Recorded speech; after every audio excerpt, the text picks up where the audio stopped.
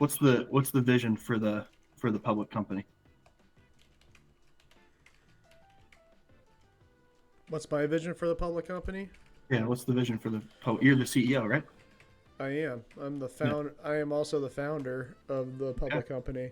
So, Yeah. So um, what's the big vision? What's the big hopes and dreams for the public company? we're still working on that. Okay. We're still So we're looking to create value in a way that is very well defined and very well organized. And I think that it starts with the people, right? And that data piece. So I think once we are totally aligned behind my leadership and the strategy overall, then the value will be created. Um, and so it's pretty straightforward, I think. And so it's a great question. so we're that was that was a that was a nice answer. Thank you. Um, your music Okay. was your music was a little loud on the intro. Oh, was it? Yeah. How did you know that? Because I haven't even edited it in post yet. That's pretty impressive. The foresight. So I do apologize for the sniffling and the coughing, Jeremy, Hmm. because I do have a little bit of a sickness going on, but we're just gonna have to grit and bear through it. But you still there?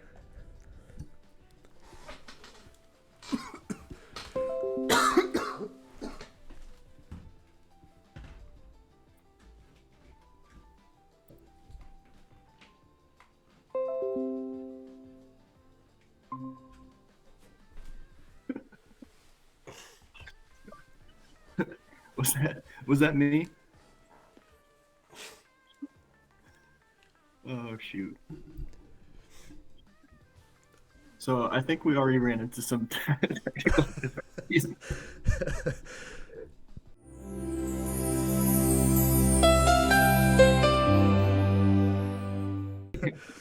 So I No. thought that was comedic timing.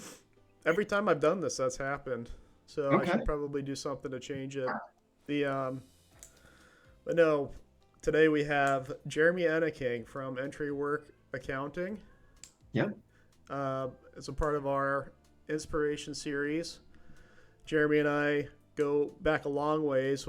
He's a good friend of mine, and I really appreciate you taking the time to talk and share some things about you and your background and your mission with Entrywork. So, Myself, as you know, we both grew up in a small Midwest town in Northwest Ohio.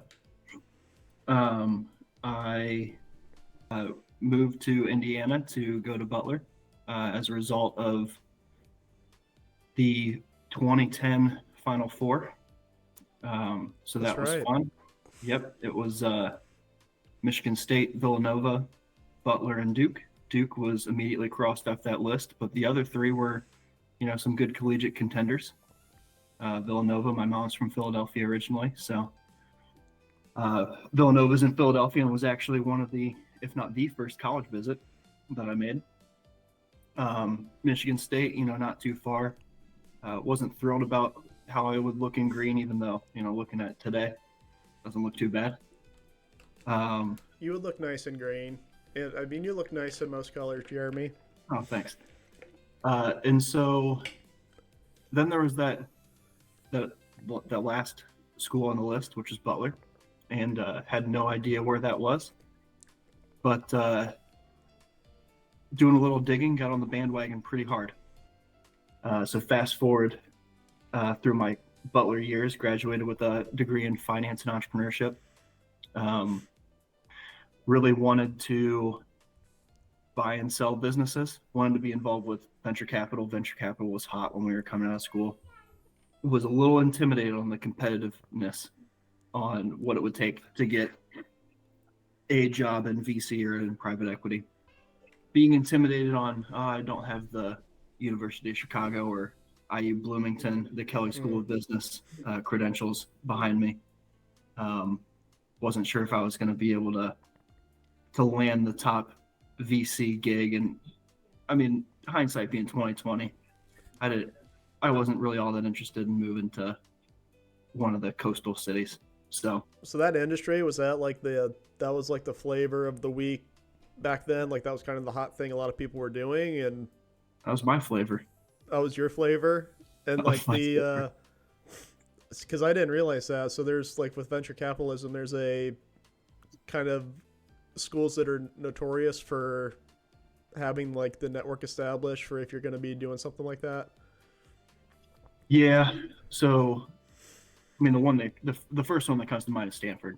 So Okay. if you're going to get into VC, if you go to Stanford, um, got some good chance of having some good connections and good ins to the tech world. And then the University of Chicago's the um, was it Columbia? Like I think Buffett went to Columbia. Some of Okay. those like more established Ivy League, uh, University of Pennsylvania. But really just talked myself out of even trying. So Well, it seems like it all worked out. I mean, so you had this vision going into college with venture capitalism, and then eventually, at what point did you get settled on pursuing your accounting degree, or what made you think like I want to try to be an accountant? well, it's funny you say that because so coming out of school, Butler requires 2 internships before you graduate. So the second intern that I did was with a small company who it was owned by a group of investors, and it was their first attempt at purchasing a business in order to try and grow it and sell it off. So small, what I thought was a private equity scenario. So I was like, cool, this will be a great learning opportunity. Uh, don't have to have the big resume. Just Mm-hmm. it's here in front of me. Let's go take it. So ended up taking a job at that company out of school, and the first 2 years of my career, I was called an accountant, and I hated it. Oh, Like, okay. don't call me an accountant. I'm a finance guy. I'm an entrepreneur. I'm creative. I'm not black. I don't play black and white. I like to dance in the gray. You're not you're not constrained to a box, the Yeah, traditional box. don't put me in the debits and credits category. All right. Right. I want to play in the gray. I want to get creative. I want to tell the story. All that fun stuff. Now this is you. You're speaking as younger Jeremy right now, or you still feel that way? No, I'm speaking as today Jeremy, but about Jeremy at that point in time. I see. Okay. I did I told people there was this one guy who would always call me the accountant at that office, and the Oh, number of times where I told him like don't call me an accountant uh, was more than once. just call me Jeremy.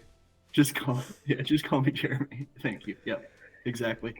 That was something that was almost like thrust onto you then, um, as you Hmm. started. And did you have to work hard to rebrand yourself, or like what did that process look like? You're in this uncomfortable position. Yeah. So I wanted to be a business owner. Um, Kind of going back to that venture capital, private equity. I wanted to own businesses. Um, and somewhat quickly realized that in small companies, the room for growth is somewhat limited, um, especially if you have a boss ahead of you that has 20 years of Mm-hmm. finance and accounting chops more than you. Uh, I have these big hopes and dreams. Uh, I want my boss's job at some point in the future, but I don't know if that's an option. That's a really interesting or unique perspective that I think you don't think about early on in your career. Because I still think about that way sometimes. Like joining a smaller team, it's inherently true that you're going to have these opportunities or the potentials there that you don't necessarily have with a big company. But when you come in and there's already like the active players, and Yep. that's these people's baby that you're joining. Like, it's you really have to like be on board for the long term if you're going to play that long game. And It really just came with wrestling with the fact that I knew I wanted to be in small business. mm-hmm. Um, and small businesses are resource constrained to a degree, like to various degrees. But they don't have the budgets of the Fortune 500. So the needs to have the need to haves and the wants to haves and the nice to haves, um, like they show themselves. And so accounting is a must have. Mm-hmm. The finance and the strategic, the analysis, that's more of that nice to have type bucket. And so just kind of wrestling with this, businesses could benefit from the nice to haves. Mm-hmm. How do you fit that into to an organization that doesn't have the budget or really the volume of work that's required for Mm-hmm. like an entire staff, the CFO, the controller, the staff accountants, the fractional CFO, the outsourced accounting. It's common for small businesses, and I didn't really recognize that piece at the time, which is ultimately where I've ended up. Mm-hmm. Outsourced accounting and fractional CFO role. But that's kind of started the path down that route where it's like I think we can produce the results that these small businesses like. They just don't necessarily know that it's out there. Right. It's necessarily at their tax accountant's firm. So what does it mean when you say fractional CFO? Is that That's more like a strategy thing? great question, and I think it kind of depends on what a CFO means to the business owner. How to broach that conversation. For me, I think it's the oversight of the entire financial operation, making sure that the controllership the controllership stuff is really where that is owned. The buck stops at the CFO. If the controller is not doing a good enough job, it's still on the CFO to be able to identify that there are problems. Helping to direct the strategy from the lens of the finance department. And it's everything else that comes along with that. So it sounds like Does that it's make any sense? so like the accounting part is almost like the data mapping. Like it's where you are clearly getting a record of what is the current state, like what's your baseline, and making sure that that's all squared away. And then the fractional CFO part comes in when you might want to start directing towards certain buckets in your finance system. Accounting is the baseline. If your books, your numbers are a disaster, then you're not going to have any baseline to assess. Is revenue growing? Do you have healthy margins? Are you making money at the end of the day after all of the expenses? That's the accounting piece. The CFO piece is more of you have a CEO that has big hopes and dreams. Typically, there's a reason why you start the company, and the big 10-year the BHAG, if you're familiar with Good to Great, Jim Collins, big hairy audacious goal. That's something that's typically multiple years away, and usually to get to that BHAG, there are multiple milestones along the way, and so the CFO is more on trying to see the big picture to maximize shareholder value. Okay. For the long term. That makes sense. And the like the accounting piece, not to keep going back to that, but it's just interesting to me because Yeah. you mentioned it's a pretty complex thing, accounting, and especially like within a small business. I think, how often do you think a small business is just operating and they don't know some of the key fundamentals, like when it comes to like margin and just basic accounting within a business? I think it's really common. I think it's really Really? common. I do. Just if you think about the number of small businesses, I think it's really common. I think you can start to kind of separate and bucket the different types of businesses. So if you're excluding all of the, well, one, I think like if you're a solopreneur, if you're a single person operation, you probably just inherently have a good feel. Once you start to involve some products, or you start to involve some other team members, Mm-hmm. um, I think in that section, if that business owner isn't financially savvy, or Yeah. um, because those operators do typically have like just a good pulse on everything that's going on, um, but it's the death by 1,000 paper cuts. That's what I'm worried about with my company because I don't have a accountant or anything. But you're a sophisticated individual, I right? am, and I have an MBA, but the complexities are mounting quickly, and I have no idea what's, it's to your point, it's almost as if you can still have success, but you'll never know exactly how well it can be streamlined until you have your books in order. Sales solves most things. Yeah. Bernie Madoff was an excellent salesperson. I wonder if he went to one of those schools. I think he did.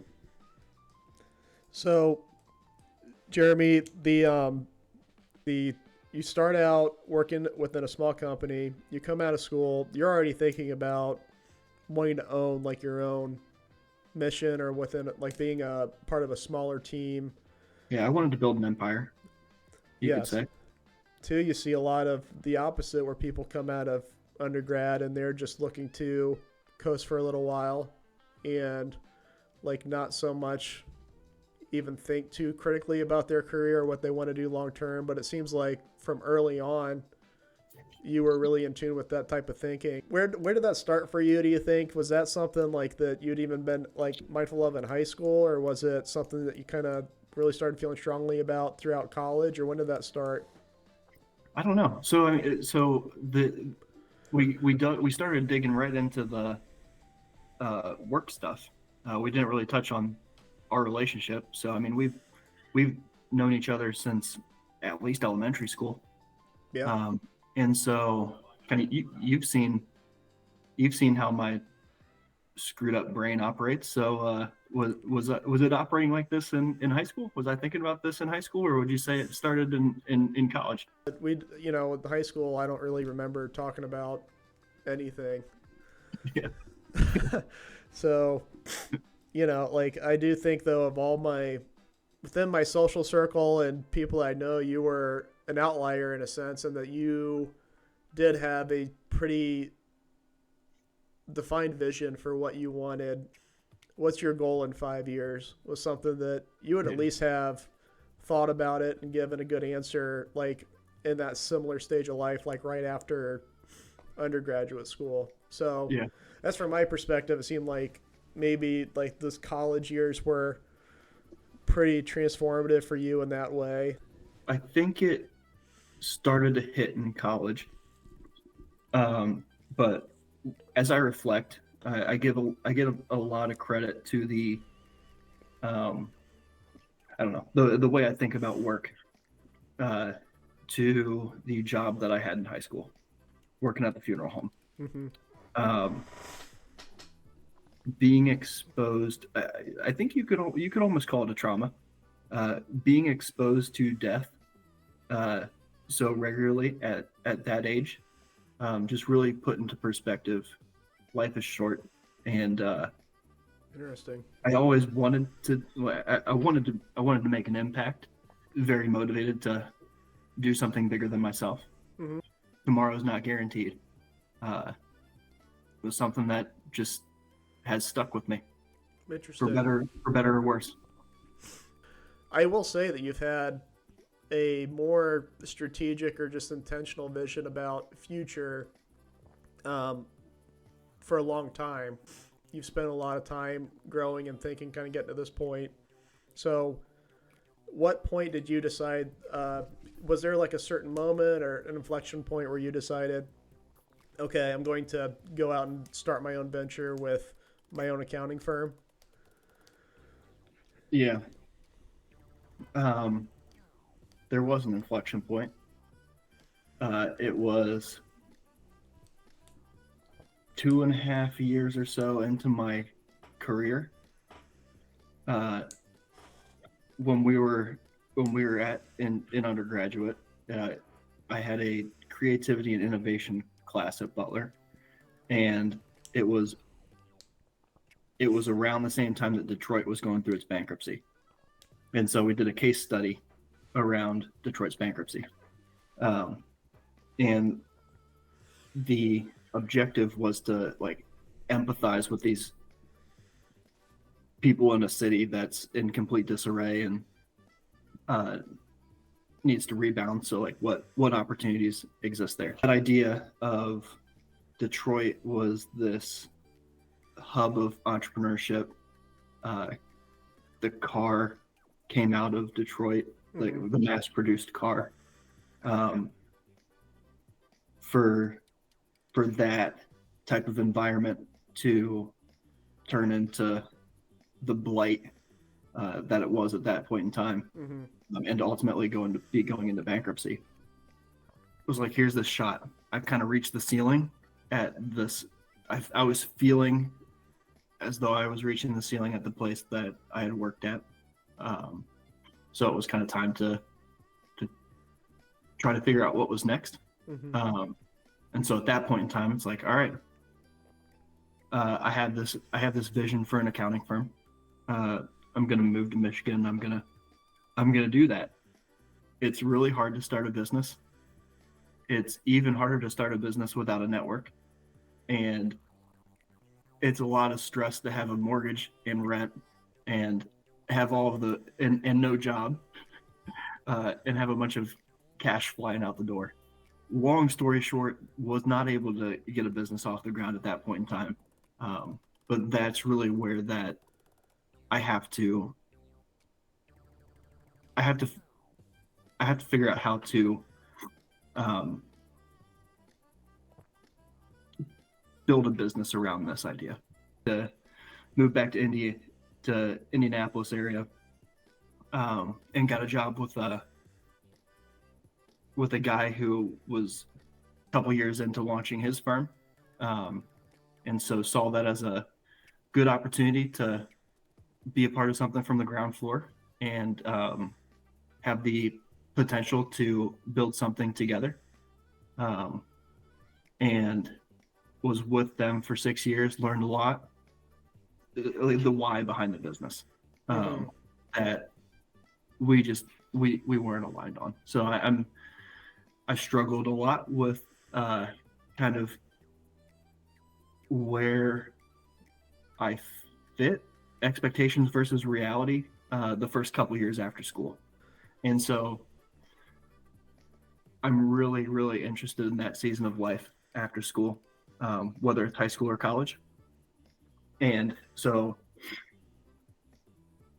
I want, as a part of Entrywork, to work with people in that season of life.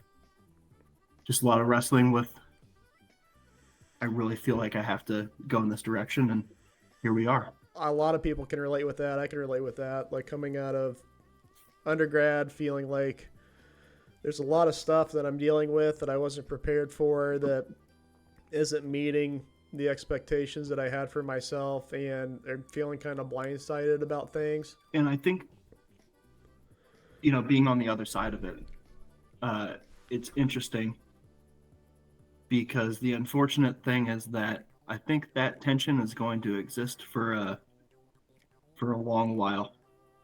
The expectations coming out of school, where you have just all this runway in front of you, Hmm. and you're inspired, hopefully, by your time at school. Um, I had great professors that were able to get me thinking about my hopes and dreams. Uh, just entry level jobs, you gotta grind it out. You gotta get your you gotta get your reps at bat. The thing that I didn't appreciate about accounting, after you've classified the same transaction 1,000 times, Yeah. and you multiply that and scale that up, and you've seen hundreds of thousands of transactions.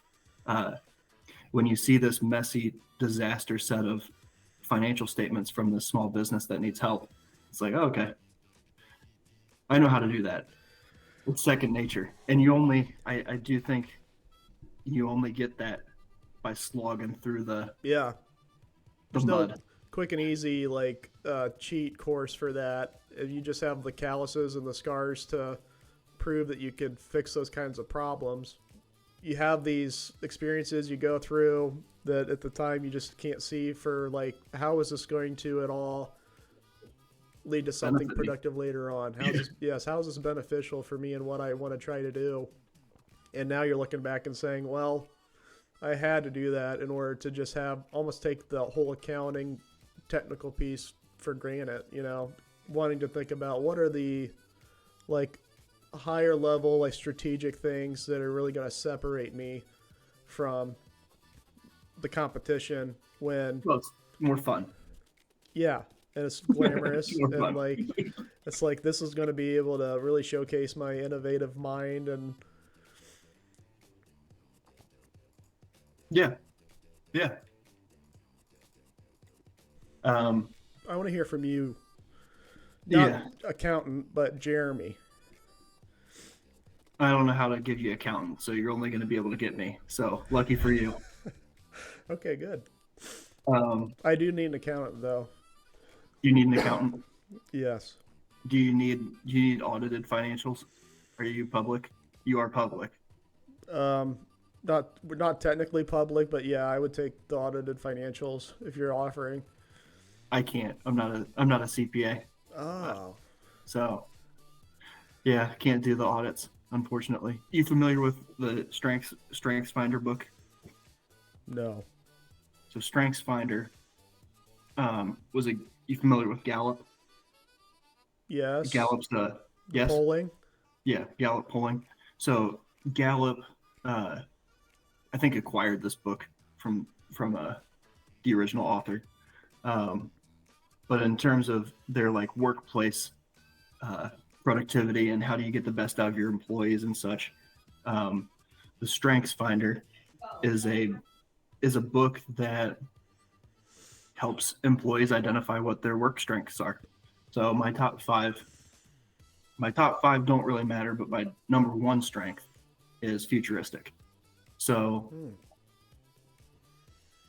getting myself to think about what my hopes and dreams are for entry work where I'm trying to go um, is always in the back of my mind. Being a year and a couple months into this thing, there's a lot of hats that need to be worn, Yeah. uh, and it's just kind of got to take each day uh, with what it brings. Um, and so the other piece is like, how do you make sure that you get the work done? I try to set things up in a way that like I either communicate hard deadlines with the clients. So like by the 15th of the month, I'll deliver you your financials. Um, and so as a result of that, it forces me to get to make sure that the work gets done. I have accountability. If I don't have a hard deadline for the financial reports to be done, like say it's an engagement that is more hands-on, more strategic. I'm acting more as like a business partner. Um, we'll meet on a cadenced basis. So every Thursday at 10:30 in the morning, have a call with a client. And so just that consistency and scheduling it, getting it on the books. Um, yeah, just establishing some sort of accountability to make sure that the day to day doesn't get lost. Gotcha. You have a long-term vision that's always kind of in the back of your mind. I know that I can be like this where I do not have the long-term vision in mind on something. And so like the exercise of mapping things out and charting it out forces me to actually see exactly what the goal is.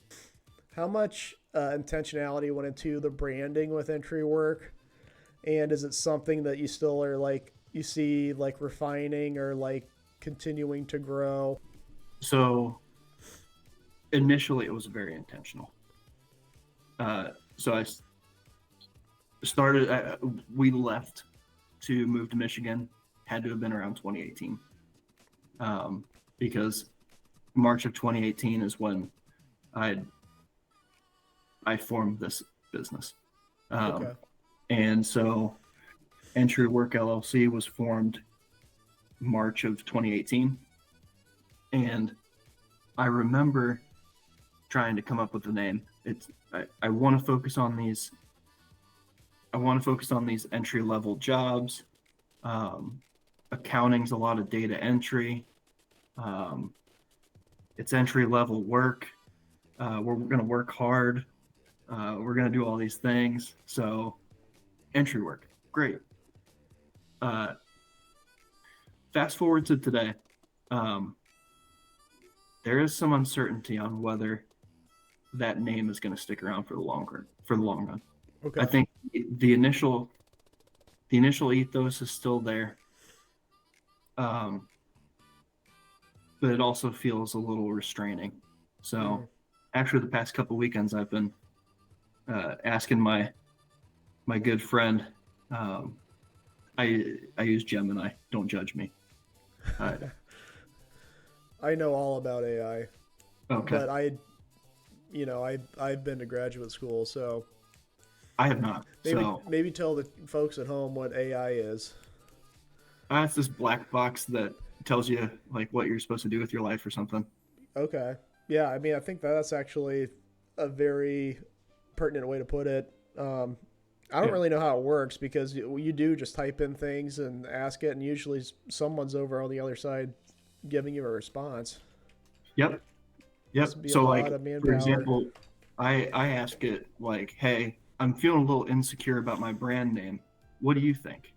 And it says, I think your insecurities are spot on. Really? And it says, it's really confining you in the long run. So it's like, great. What should I do about that? And I have not read its response. So that's actually what I'm working on. So you may be reformulating that a little bit. Perhaps. Nothing's set in stone, though. I think, that makes sense because if you've got your MBA, then you've pretty much got everything figured out. Exactly. And I can tell you that from experience. The one thing I will say, though, have you completed it? Technically I'm a candidate for an MBA, but it's as good as that's a good point though. That's a good clarifier. So I don't have it quite yet, but so you don't quite have everything figured out. Well, that's not true. I do have everything figured out. I just don't have the box checked or whatever, however you might say it. Sure. So I think that goes without saying. Are you comfortable talking about your core values? My personal core values? Yes. Oh, interesting. Yeah, I'm involved with this organization, Christian organization called Kingdom Factor, and as part of the journey through that organization, we put together our core values. So I'm happy with them.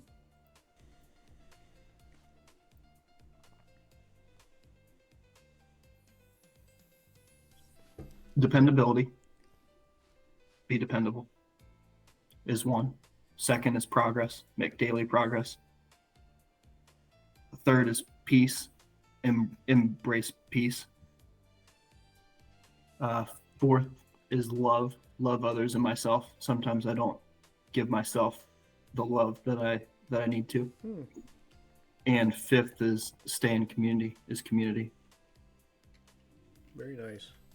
Like you've been a very inspirational guy for me, in that you're very intentional about building relationships and like getting to know people. And I think that it fits well with what your mission is with Entrywork. Dependability is a big one. And it's something that I've kind of been like, sometimes I can, it goes to the love one and the peace value as well. Sometimes I can put a lot of pressure on myself to be dependable, whether it's being dependable at home, whether it's being dependable for the clients that I have, whether it's being dependable for commitments that I've made with different organizations or with interns or anything along those lines. There can be a lot of pressure that comes with wanting to be dependable. So making sure to take that step back and give myself the grace is something that's just kind of all intertwined. I think it's really hard to juggle all of the things in life and in business. And so by trying to just focus on making a little bit of progress each day is something that I try to do and have had to do. Progress, core value, would be really hard because it's not always very clear that progress has happened, or if it's we've been talking a lot about black and white or gray. Yep. And almost directly tying back into the accounting scars that you have, there's a lot of progress being made that you didn't realize at the time, but it was happening. And I'm sure that at the end of a lot of those days, you felt like no progress was made. But the season of life after school and the grunt work that is likely your first job, I want to be an encourager and supporter to not see people get stuck. So it is one of those things where, like, you don't always see the progress that's being made. Sometimes you have to look in the rearview mirror to see it. And sometimes you also need the reminder from someone else to say, hey, you've been talking about this thing for a long time. You're at this kind of cliff moment where really, in order to make progress, any more progress on this idea that you have, just got to jump.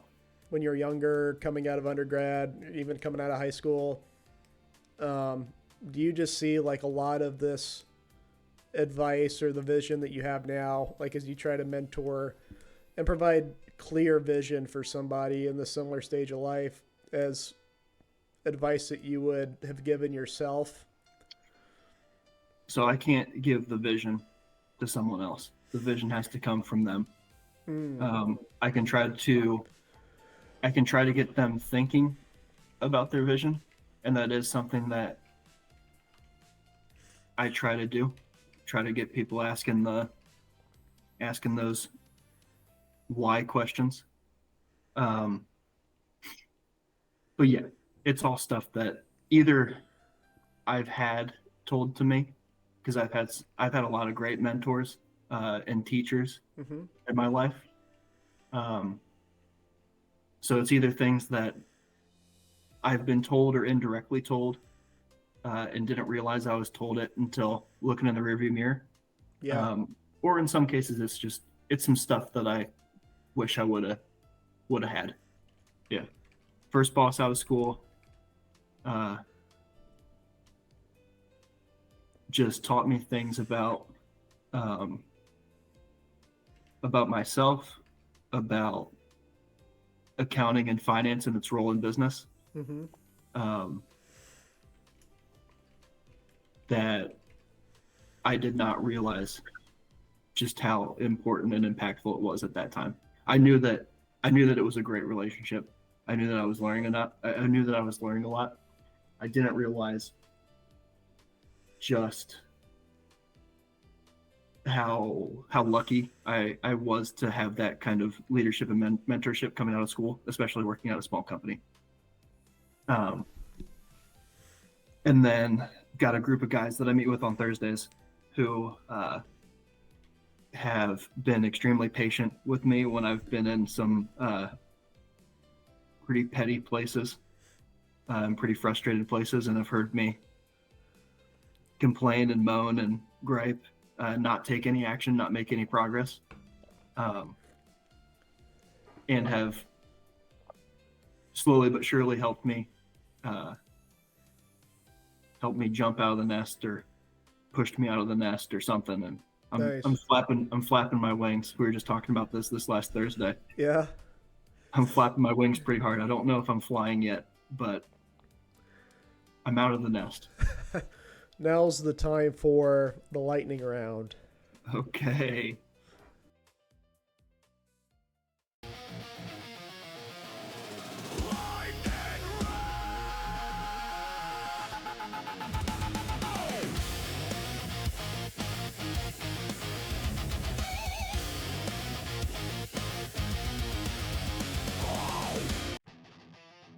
So lightning round. What's the best fast food French fry?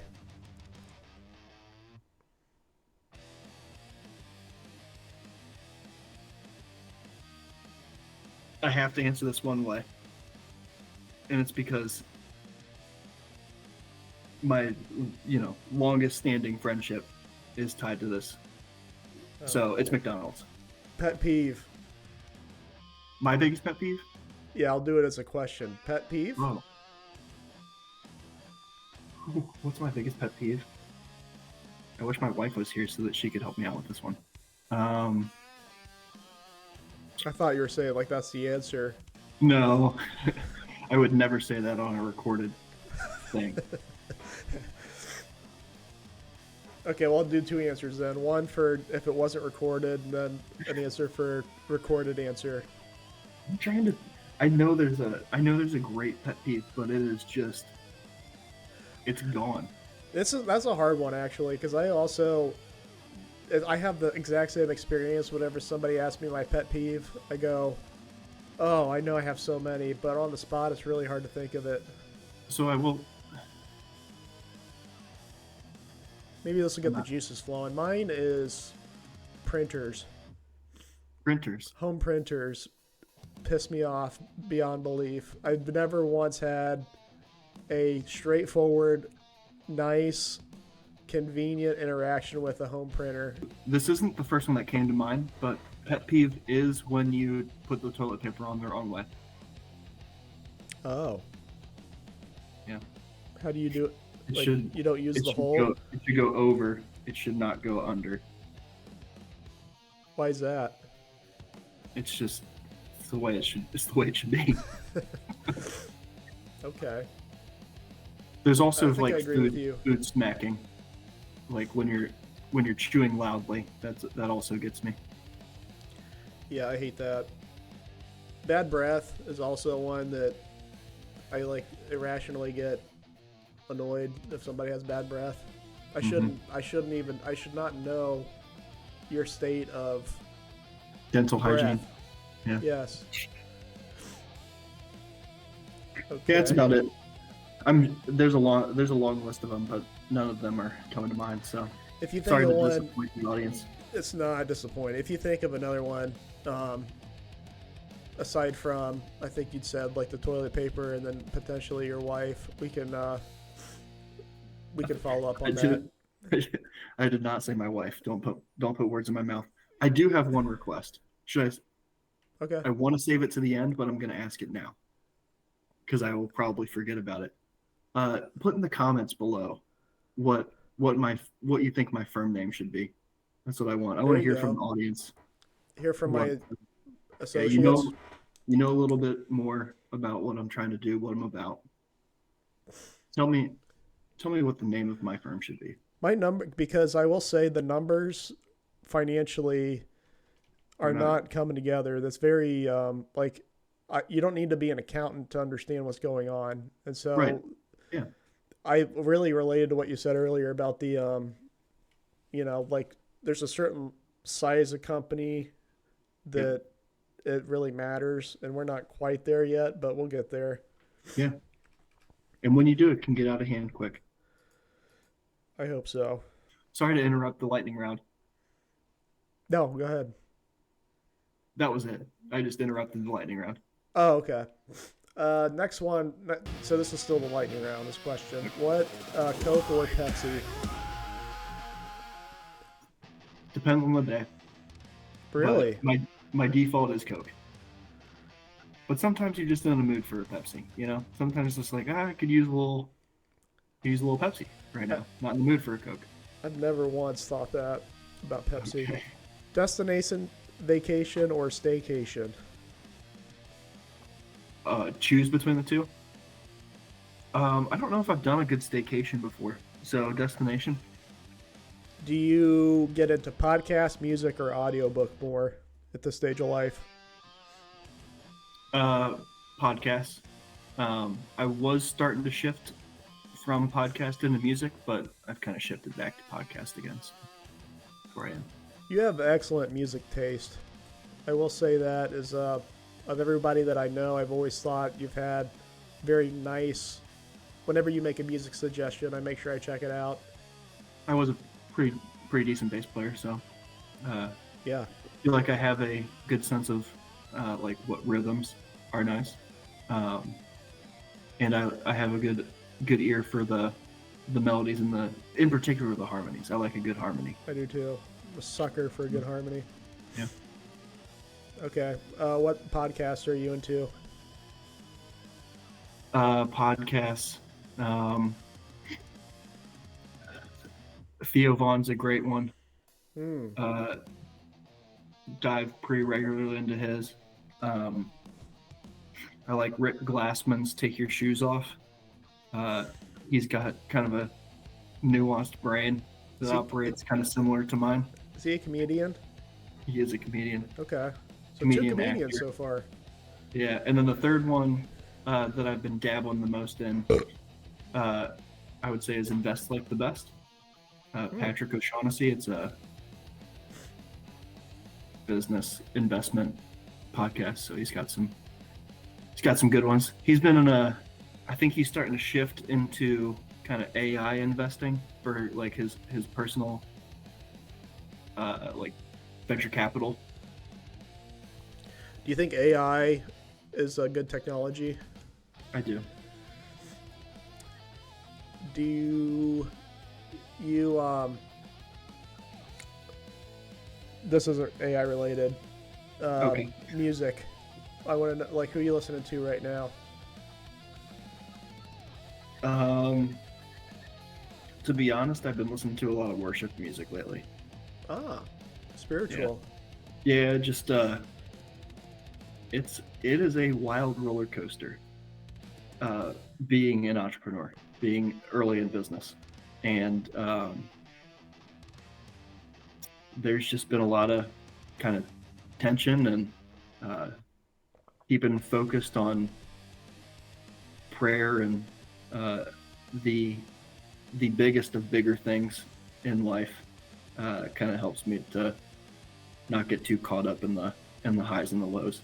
Yeah. Like that. Which can be vicious. That thought of bigger things bigger than yourself. Absolutely. It's a good reframing. That's cool, Jeremy. I don't listen to worship music normally. Is that what group is that? Like I know there's you do like a radio station or something. I throw the Spotify Wednesday worship playlist on. Okay. Yeah. I like Elevation Worship. It's been a I've heard of them. yeah, they've got some good stuff. But it's usually just kind of to quiet the brain. I'm not listening for Yeah. uh, yeah, just throwing it on in the car, throwing it on for background music. Nice. Yeah. Okay, I think that's the lightning round. So I think you did a really good job That was fun. keeping up with the questions. Yeah, those are fun questions, except for the pet peeve one. I didn't like that one much. Is that a pet peeve of yours? Asking about that? No, What's it was just inconvenient. I'll give you another chance though. Is there a pet peeve that came to mind since then? Nope. Okay, lightning round over. So, last question. This is not a part of the lightning round. This is how I end all my inspiration interviews. Okay. What is your mission in life? Yeah, my mission in life is to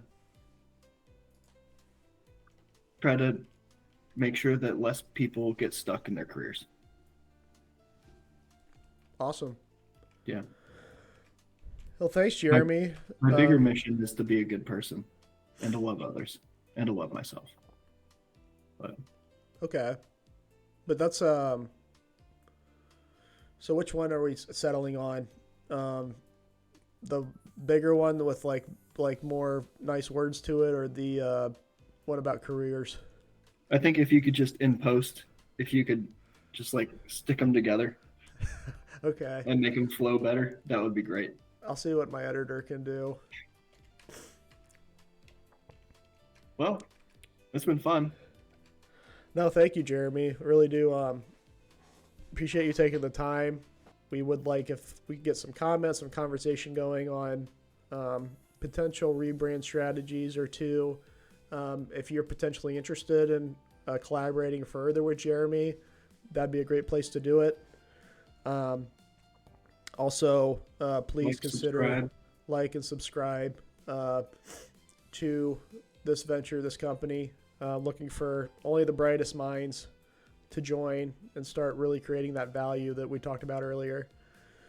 So Jeremy, thanks again. God bless you and your family, and hopefully we talk again soon down the road. Hey, likewise. Thanks for having me. And that's end scene.